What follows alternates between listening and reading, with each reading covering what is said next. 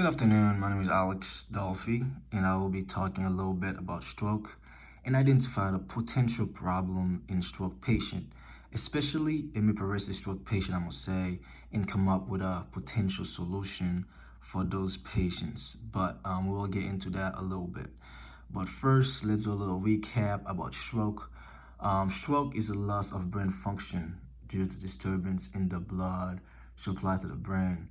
Stroke, as most of you know, is a leading cause of serious long-term disability and costs the United States an estimate of $40.1 billion each year. The incidence of stroke rapidly increased with age, doubling for each decade, unfortunately. Some of the most common risk factors about stroke or high blood pressure, cigarette smoking, diabetes, poor diet, and of course physical inactivity. And on the right corner here, you can see a graph of the different risk factors and the percentage in men and women, and both at the same time, of course. Type of stroke, the three type of stroke that I came up with are TIA or mini stroke, which usually it's solved on its own. Hemiplegia is a paralysis of one side of the body, and hemiparesis is weakness of one side of the body, which is the type of stroke that I am more focused on in this presentation, and I'll come up with the reason why. Hemiparesis, note that hemiparesis affect 8 out of 10 stroke survivors, and with hemiparesis patient, they have limited movement in hands, arms, legs, and facial muscles. And the worst part is they have difficulty performing everyday activities, which is why I chose this specific stroke population. And you can see on the side here, the blue parts, or like where the stroke patient usually get affected, especially the hemiparesis ones, which is more like the patterns of it.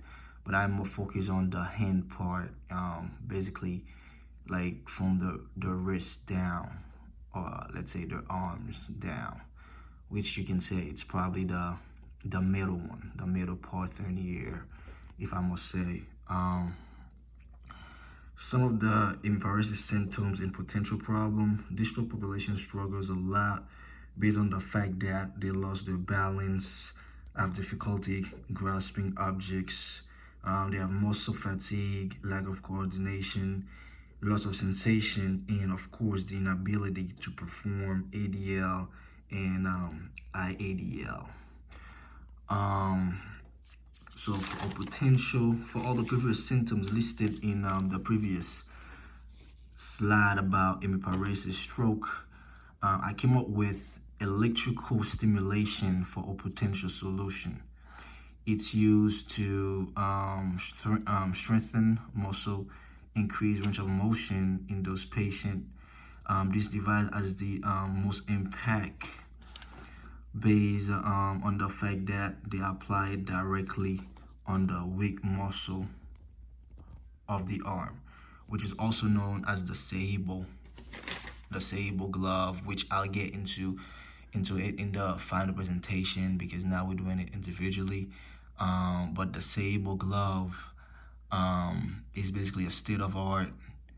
It's a therapeutic device that helps stroke survivors mostly enjoy their freedom. It improves functionality at home and in group, and it helps for grasping and release objects more easily.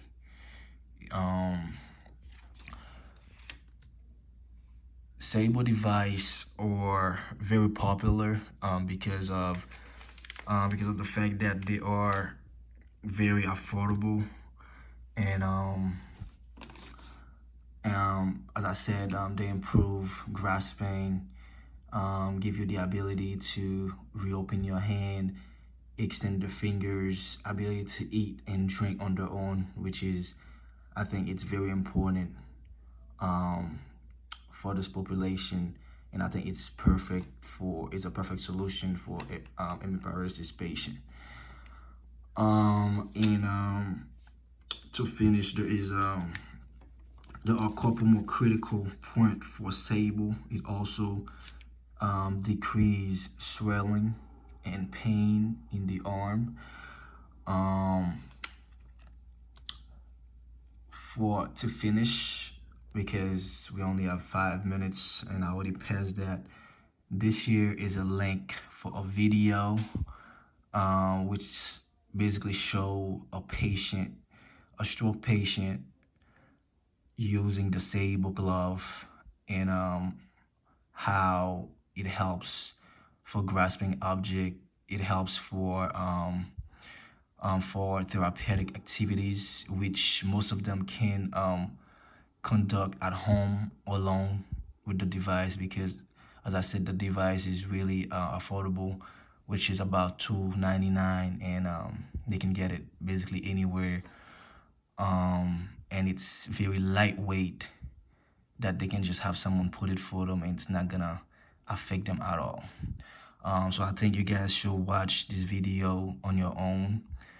I'm gonna post the slides also at the discussion board. I made this video just because I couldn't put the voice on my laptop.